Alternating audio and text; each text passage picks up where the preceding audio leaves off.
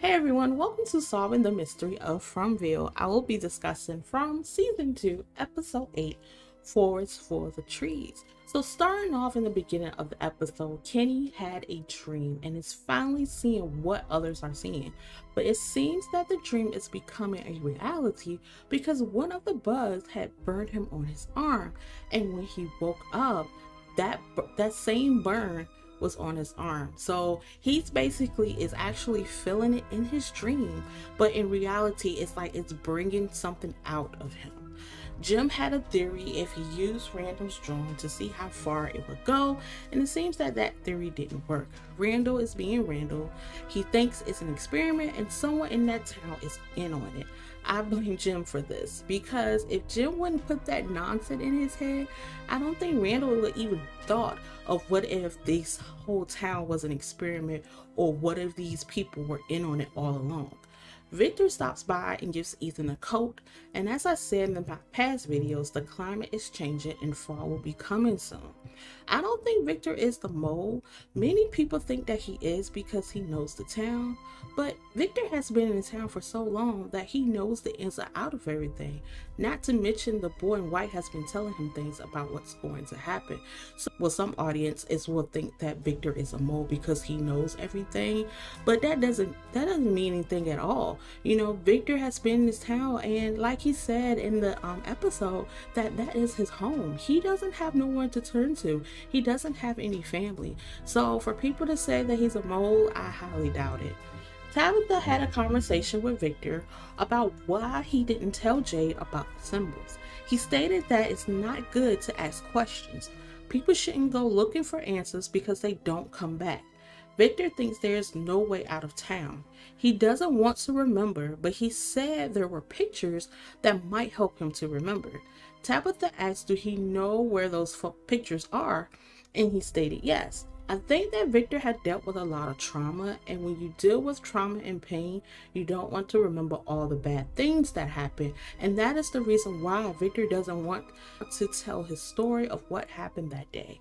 I think that Tabitha and Ethan are the only people that can help him tell his story. Boyd and Kenny went to the clinic, and Christy stated that her girlfriend have been hearing things downstairs where the dead monsters are. Boyd and Kenny sees the monster and his intestines are swollen. They also hear and see the cicadas. Donna comes into the clinic and wants to know what is going on. Boyd tells Donna the situation, and Donna comes into the room and sees the monster, but it looks different and there were no bugs in the room. Victor and Tabitha go and find these pictures, and Victor opens the trunk of his mom's car and see the pictures of him and his sister Eloise. Not only did Victor lose his mother, but he also lost his sister as well. That's why he didn't want to remember. Tabitha sees these drawings of the lighthouse, and Victor stated that Eloise has seen their mom that night going to the lighthouse, the night when bad things started to happen. His mom went to save the children that were locked in the tower. So the kids that Tabitha saw were the kids that were in the lighthouse. What if those kids are not evil? It was just a cry for help. Randall has gone crazy. He ties Donna up to the tree because he thinks that she may be part of an experiment. Thanks to Jim for putting that nonsense in his head like I said earlier. Donna told you about him, but you didn't want to listen. So Jim has been an issue, in my opinion, since day one, since the last season of From, because Jim is the type of person that doesn't want to listen. He thinks that he is right all the single time, and if someone tells him something, he thinks of the opposite. And so that's why Jim and Boyd clash a lot, because you have a person that is hard-headed and don't want to see what is in front of him versus a person that actually been through the trenches and know what's going on, but trying to tell Jim like, hey, this is what we need to do. But Jim, on the other hand, he's just somewhere else, and him thinking that it's experiment the entire time, like I said, I highly doubt it. I really hope that's not the issue with this season. I hope this season doesn't have nothing to do with an experiment, But I would say that even though Jim has been saying these things, is he right about it? Especially the suspicious with Donna. Is Randall right about her? But I really don't think so. I think that Donna has been around so long, so she's probably have seen and heard things, and she's might not be the person to talk about it. But eventually she will have to, because even though she shared her story with Tabitha in the first season, I think it's time for Donna to be on that quest. So here is what we know so far about this episode. So Elgin almost drowned in his sleep. Kitty seeing and hearing the cicada bug and his arm got burned. The cicada bugs are a symbol that could be a sign that you are too guarded and secretive. Hence the power showing up on the radar saying that you should learn to trust other people. For example, Randall. He's very secretive. He put this wall up so no one gets to know him. So he uses his anger as a way for people to not like him. In the mythology, the cicada means the chirp and watch to see whether their music lures humans to laziness or whether the humans can resist a sweet song. The cicadas were once humans who in ancient times allowed the first muse to enchant them into singing and dancing for so long that they stopped eating and sleeping and died without notice. The muses reward them with a gift of never needing food or sleep and of singing from birth to death. The task of the cicadas is to watch humans and report who honors the muses and who does not. It also comes in your dreams. So there was an episode of Supernatural, season 11, I believe it's episode 19, where Dean and Sam was trying to solve a case and hunt a monster called Bison, a cicada spirit from Jukin.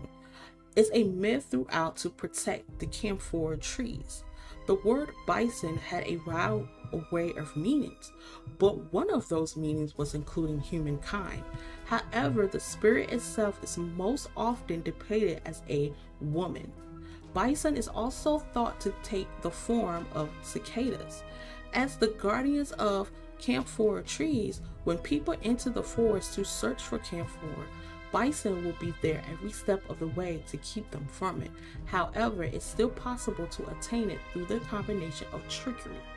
So the super strength of bison will be they have great strength than normal humans, able to overpower most humans with ease, and the bison can possess people by entering through the mouth and eventually using the human body as a shield.